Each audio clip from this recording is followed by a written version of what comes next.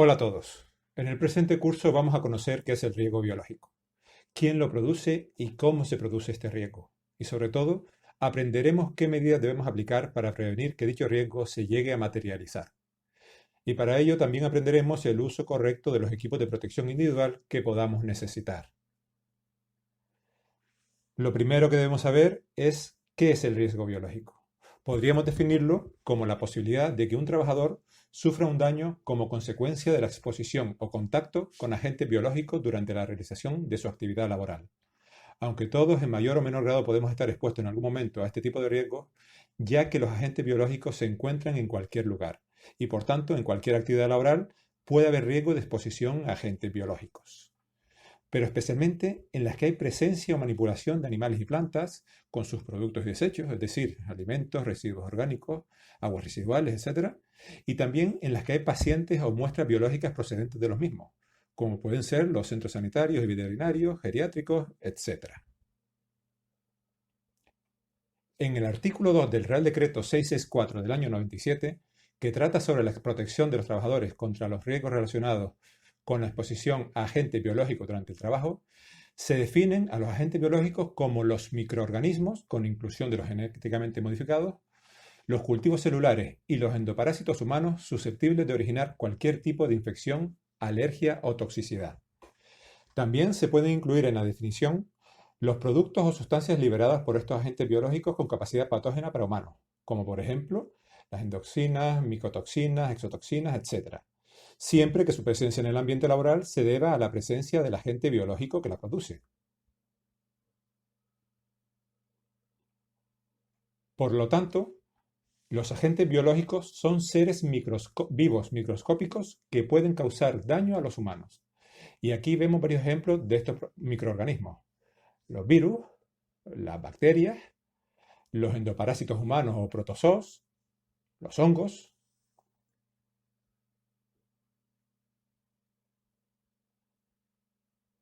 Los agentes biológicos se dispersan y se pueden transmitir a través del aire, por bioaerosoles, a través del agua o los alimentos, por contaminación de superficies, herramientas u objetos, también llamados fómites, y a través de otros seres vivos, también llamados reservorios, huésped o vectores.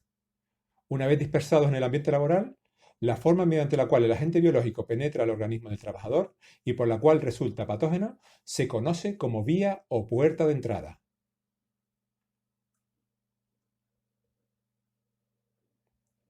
Las vías de entrada de los agentes biológicos son la vía respiratoria o inhalatoria, es la principal vía de entrada de los agentes biológicos. La exposición es debida a la presencia de los agentes biológicos en el ambiente laboral en forma de bioaerosoles, es decir, suspendidos en el aire que el trabajador inhala. Los bioaerosoles se suelen producir al toser, estornudar, al hablar y en procesos pulvígenos o con agua a presión. La vía dérmica o cutánea, donde la entrada del agente biológico es a través de la piel intacta o piel ligeramente dañada por heridas, fisuras o erosiones. La exposición se produce al entrar en contacto con elementos contaminados como herramientas, superficies, muestras, materias primas y con pacientes o animales enfermos. La vía intradérmica, o también conocida como parenteral o percutánea, en este caso la entrada del agente biológico es por la inoculación del agente biológico en las capas profundas de la piel. La exposición de este caso se produce como consecuencia de un accidente laboral, pinchazo, corte, mordedura o picadura de animal.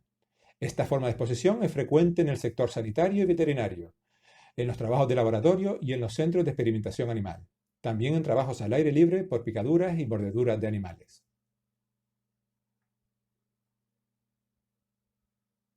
La vía mucosa. Aquí el agente infeccioso entra a través de las mucosas del organismo, como son los ojos, la nariz o la boca.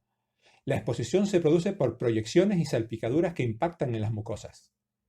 Y por último, la vía digestiva u oral. Aquí la entrada del agente biológico es a través de la ingesta de alimentos, agua o elementos contaminados. La exposición en el ámbito laboral se produce principalmente por malas prácticas de higiene, falta de aseo personal antes de las comidas, fumar con manos sucias, etc.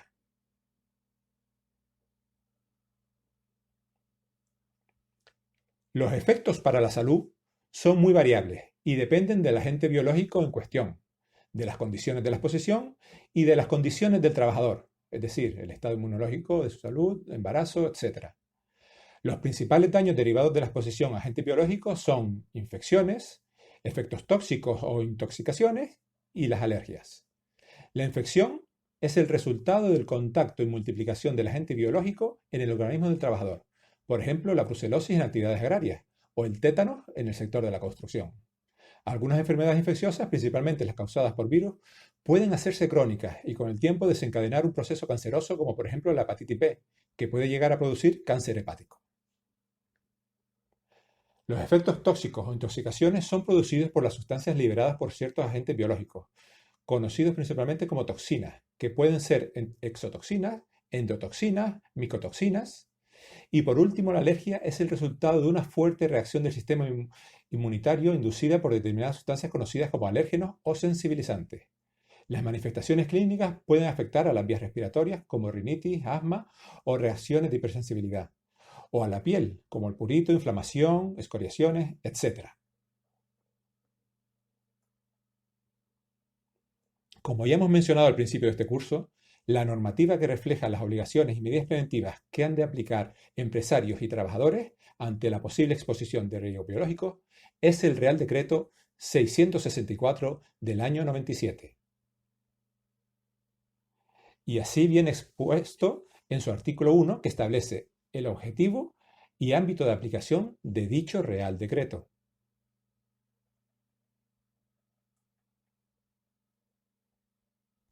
También, en el Real Decreto se diferencian dos tipos de situaciones laborales.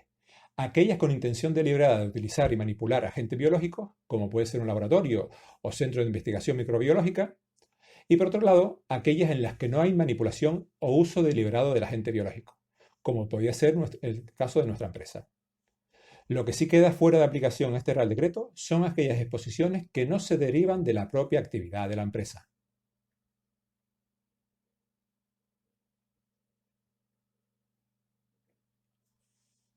La peligrosidad de un agente biológico o su capacidad para causar daño a humanos se establece en gran medida mediante su clasificación en grupos de riesgo.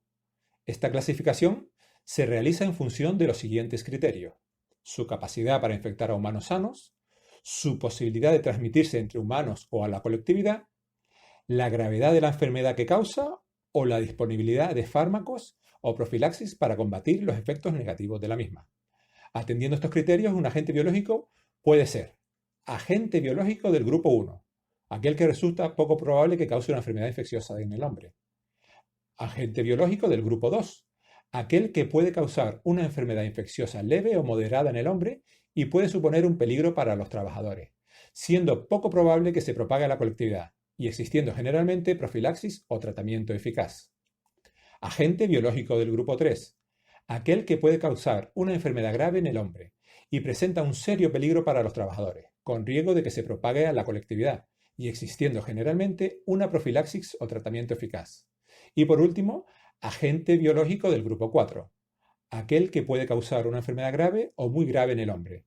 Supone un serio peligro para los trabajadores, con muchas probabilidades de que se propague a la colectividad y sin que exista generalmente una profilaxis o un tratamiento eficaz. Sin embargo, debemos tener en cuenta que esta clasificación no tiene en cuenta la peligrosidad de los agentes biológicos debido a posibles efectos alérgicos o tóxicos que estos pueden producir. Veamos ahora qué tipo de medidas preventivas podemos aplicar para evitar que el riesgo se materialice. Podemos aplicar barreras físicas, como pueden ser el uso de guantes o mascarillas. También podemos aplicar barreras químicas, como puede ser la aplicación de desinfectantes. Poner en práctica las precauciones universales, que ahora veremos en detalle. Y finalmente, aplicar barreras biológicas, como son la vacunación, para prevenir, y la quimioprofilaxis, para curar.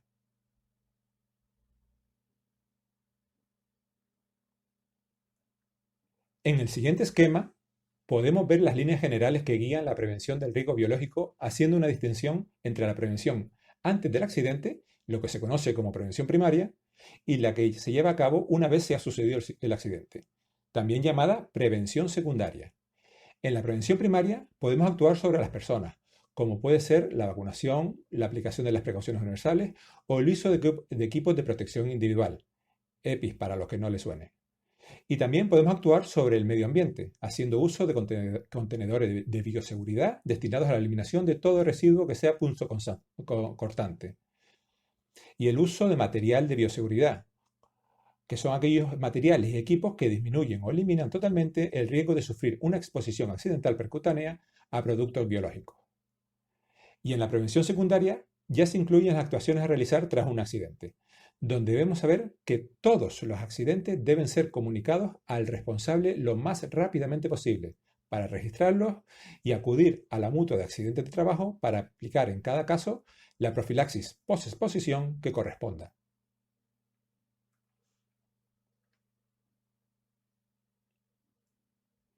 Veamos ahora las medidas de la prevención primaria donde se actúa sobre las personas más en detalle. Una de ellas es la vacunación.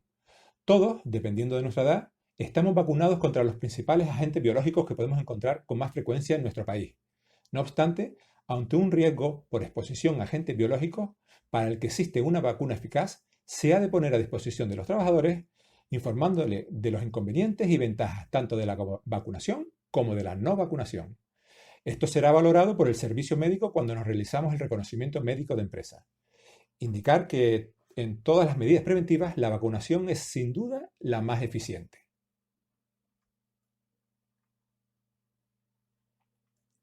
El principio de precaución universal constituye la estrategia fundamental para la prevención del riesgo laboral para todos los microorganismos transmitidos por la sangre. Su principio básico es que la sangre y otros fluidos corporales, tales como la saliva, mucosidades, etc., deben considerarse potencialmente peligrosos. Es decir, se trata a todos estos fluidos como si estuviesen infectados, aumentando así la protección que el trabajador debe tomar en su puesto de trabajo.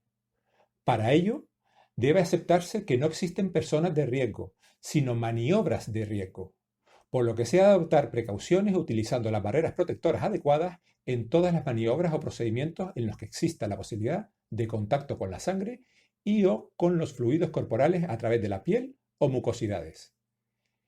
Con este conjunto de medidas minimizaremos el riesgo de transmisión de infecciones entre el personal de salud del paciente, entre el paciente a personal de salud, de paciente a paciente, por patógenos que se transmiten por contacto directo por la sangre, tales como el virus del SIDA, el VIH, el virus de la hepatitis B o el virus de la hepatitis C, por poner un ejemplo.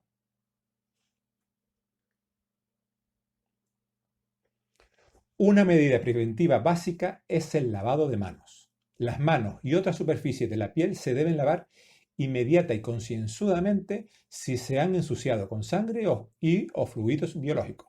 Pero además, en todas estas situaciones, antes y después de tocar al usuario o paciente, antes de realizar una tarea aséptica, después de entrar en contacto con fluidos corporales y también después de tocar el entorno donde está el paciente.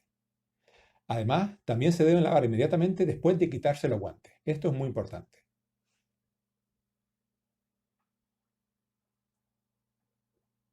Aquí podemos ver en detalle el motivo del porqué de lavarse las manos en todas estas ocasiones que acabamos de nombrar.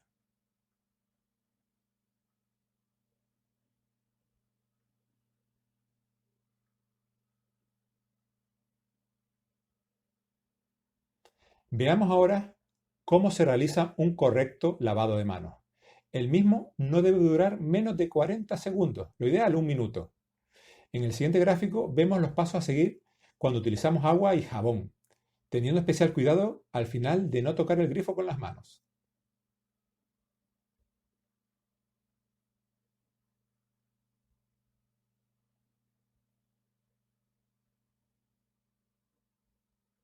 Y en este otro gráfico, lo mismo, pero usando una solución hidroalcohólica.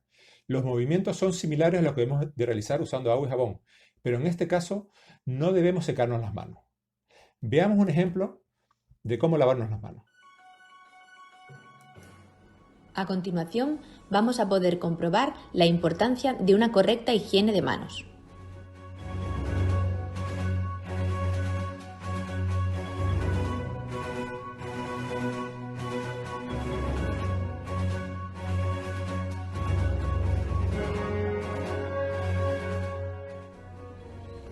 Tras realizar de forma sistemática todos los pasos que recomienda la OMS para la higiene de manos, podemos observar que no quedan zonas que no hayamos limpiado.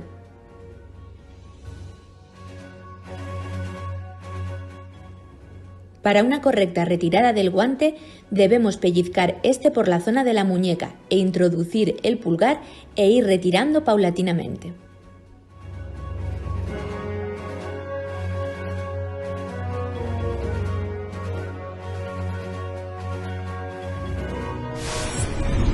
Si por el contrario no realizamos de forma correcta el proceso de higiene de manos, finalmente podremos observar que hay zonas que no se han lavado correctamente.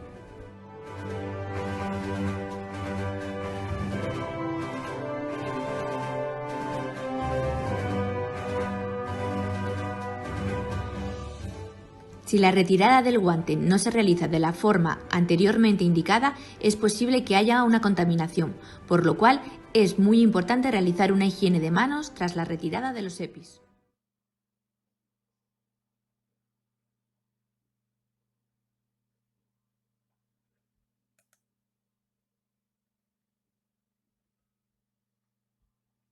Los equipos de protección individual que es necesario emplear en función de las tareas a realizar y las partes del cuerpo a proteger son, en primer lugar, los guantes.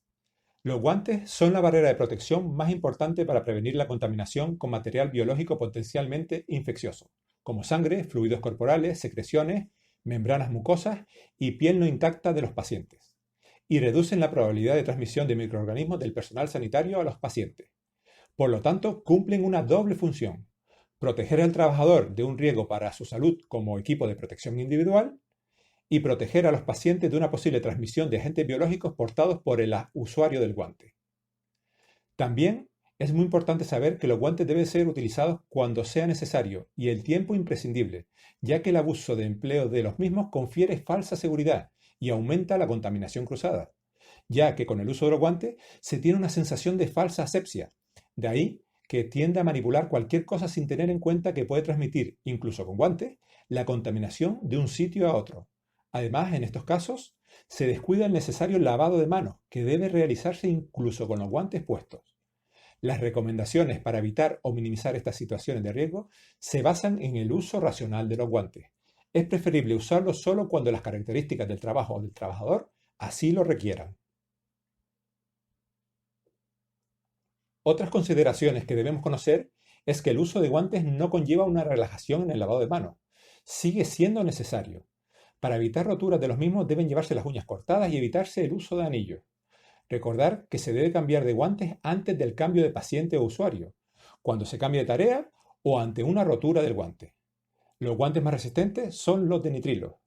También se sabe que un guante reduce un 50% la sangre transferida durante un pinchazo, y que dos guantes protegen más que uno, reduciendo hasta un 95% el riesgo de entrar en contacto con fluidos en caso de rotura o pinchazo.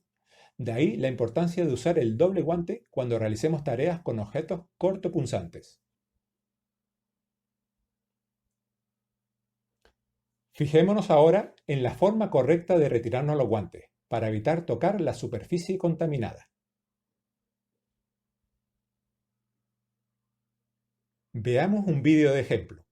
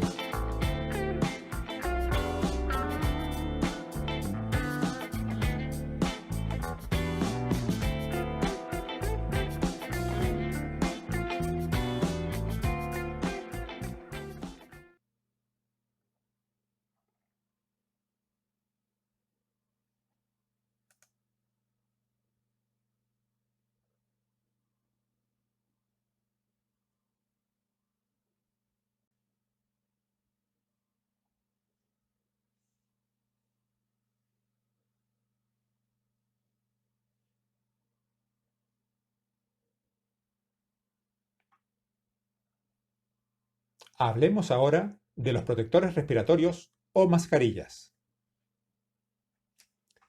Por un lado, tenemos la mascarilla quirúrgica, que es la que vemos en ambientes clínicos. Tiene como objetivo proteger al paciente de una posible contaminación del personal sanitario y que el aire exhalado sea filtrado lo máximo posible para evitar contaminar a las personas que tenemos cerca. Al no estar diseñada para filtrar el aire inhalado, no puede considerarse EPI, equipo de protección individual, porque no busca filtrar el aire que respiramos, sino filtrar el aire que expulsamos durante la respiración, al toser o estornudar.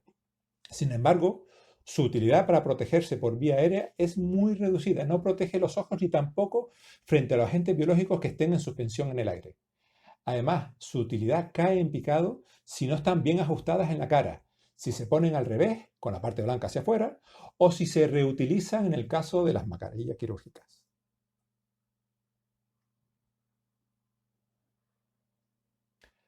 Observen que la mascarilla debe ajustarse bien para impedir la salida del aire por los huecos que pudieran quedar abiertos, tanto en el puente nasal como estirándoles para que también cubran nariz y mentón. Veamos un vídeo.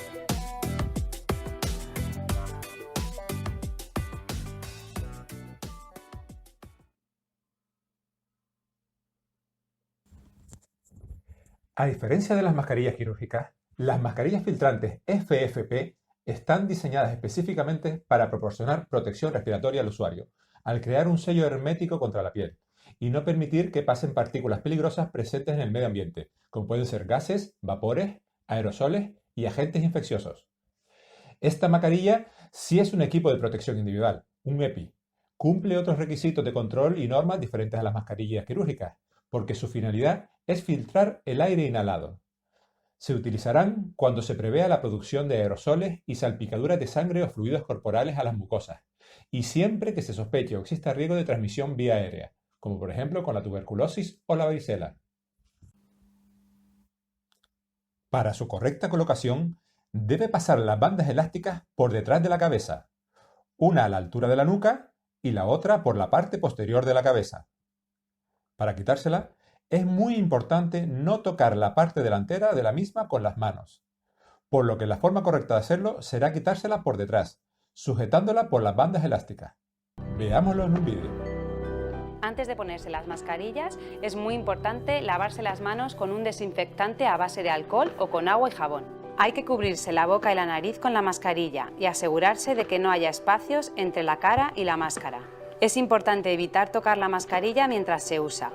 Si se hace, habrá que lavarse las manos con un desinfectante a base de alcohol o con agua y jabón. También es importante cambiar la mascarilla tan pronto como esté húmeda y no reutilizarlas de un solo uso. La mascarilla se deberá quitar por detrás, sin tocar la parte delantera de la mascarilla, desecharla inmediatamente en un recipiente cerrado y lavarse las manos con un desinfectante.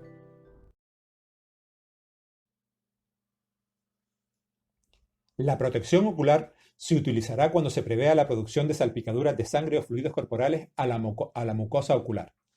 La necesidad de uso combinado de gafas y máscaras quirúrgicas se puede suplantar si empleamos una pantalla o visera facial.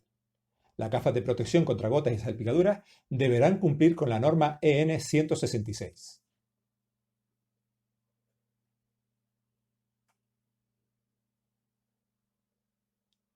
La ropa de protección contra agentes biológicos designa bien a un traje o a un conjunto de prendas que tienen como fin aislar distintas partes del cuerpo para que la piel no entre en contacto con los agentes biológicos que pudieran estar presentes en el lugar de trabajo. Esta ropa debe llevarse en combinación con otros equipos de protección para que cuando la situación de riesgo lo requiera, el cuerpo y todas las posibles vías de entrada queden debidamente protegidas. Una de estas prendas de protección para torso y brazos es la bata resistente a fluidos. Veamos un vídeo para saber cómo ponerla correctamente. Despliega la bata.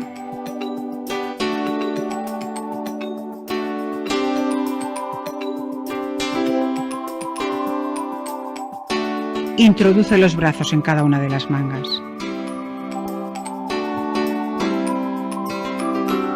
Ata la cinta situada en el cuello.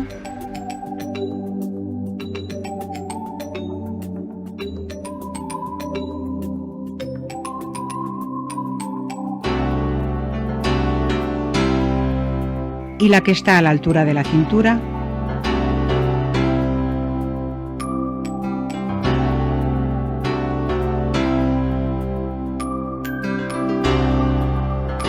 En un lateral de la bata.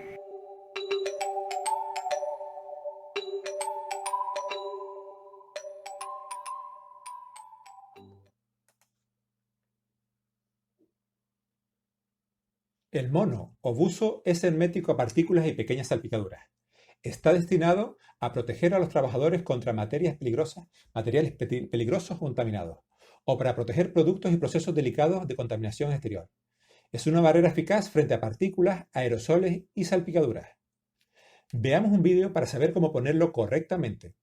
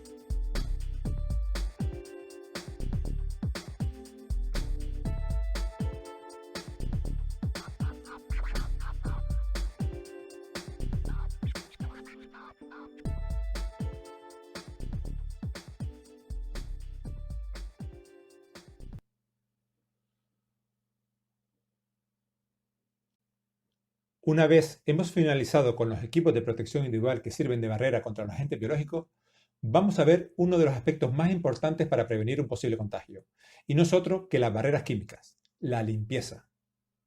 Esta consiste en la eliminación de todos los materiales extraños, detritus, sangre, fluidos, etc., que se adhieren a los diferentes objetos, y se realiza con agua y jabón o detergentes.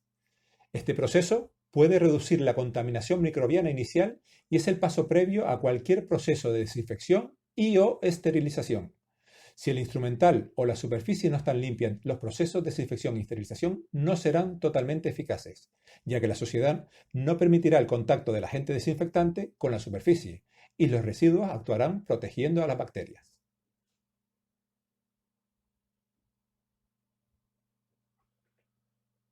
Veamos ahora algunas medidas que hemos de aplicar si nos ocurre un accidente de riesgo biológico.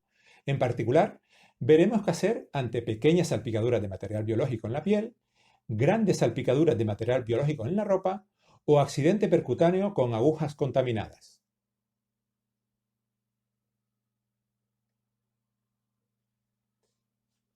Lo primero que debemos saber es que la piel es impermeable y siempre que no esté dañada es resistente a la entrada de contaminantes a nuestro organismo.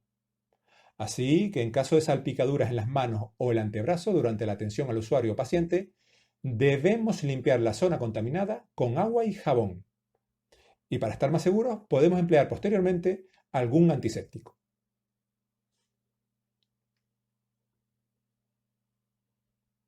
Y en el caso, poco probable si no eres un sanitario de un servicio de urgencias, de una gran salpicadura de gran cantidad de líquido biológico sobre la ropa de trabajo, lo que debemos hacer es quitarnos la prenda manchada inmediatamente para estar el menor tiempo en contacto con el elemento contaminante y desecharla dentro de bolsas de riego biológico. Este incidente se debe poner en conocimiento del responsable inmediato y, por supuesto, sustituir el uniforme por uno nuevo.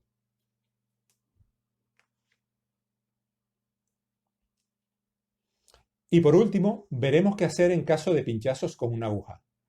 Lo primero es saber cómo prevenirlo. Para ello, debemos usar siempre guantes cuando manejemos instrumental corto punzante y preferiblemente usar doble guante.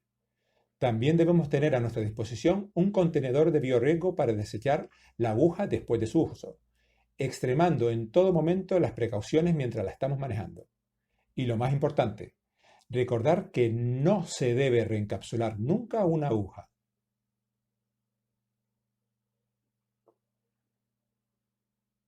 Si a pesar de todas estas medidas que hemos tomado sufrimos un pinchazo involuntario, retiramos el objeto causante y lo depositaremos en un contenedor de biorriego.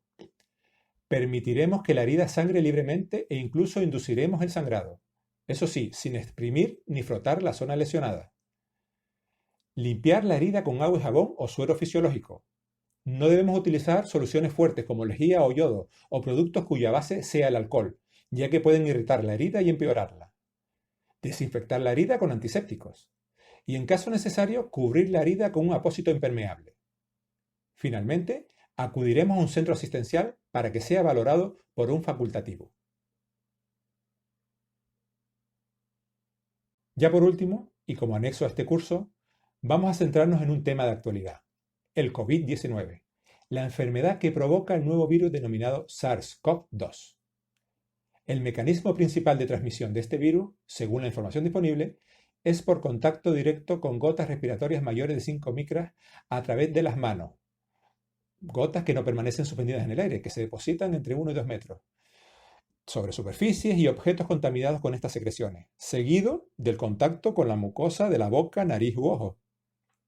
En los centros sociosanitarios se produce un contacto estrecho entre cuidadores y residentes, así como una convivencia estrecha con otros residentes, por lo que cobran gran importancia las medidas de prevención y control encaminadas a prevenir la infección de este virus. Los trabajadores de un centro sociosanitario que presente sintomatología de una posible infección respiratoria como tos, fiebre o sensación de falta de aire no deben acudir al centro. Deberán permanecer en su domicilio y consultar por vía telefónica a los servicios sanitarios. En Canarias tenemos el 900-112-061 para que se realice una valoración individualizada y se verifique la situación y gestionar la incapacidad temporal si fuera necesario. Las medidas preventivas más eficaces para prevenir el contagio de este virus son las que ya todos conocemos. Higiene de manos frecuente, lavado con agua y jabón o soluciones alcohólicas, especialmente después del contacto directo con personas enfermas o su entorno. Al toser o estornudar, cubrirse la boca y la nariz con el codo flexionado. Usar pañuelos desechables y tirarlos tras su uso. Si se presentan síntomas respiratorios, evitar el contacto cercano, manteniendo una distancia de 1 a 2 metros aproximadamente con otras personas. Y por supuesto, muy importante, evitar tocarse los ojos, la nariz y la boca, ya que las manos facilitan la transmisión. Si por cualquier circunstancia laboral en nuestro centro de trabajo debemos asistir a un usuario positivo del coronavirus, solo podremos atenderlo si se dispone de las medidas indicadas en los procedimientos internos y en particular de los siguientes equipos de protección: guantes y gafas de protección, bata o mono resistente a fluidos y mascarilla tipo FFP2 o FFP3.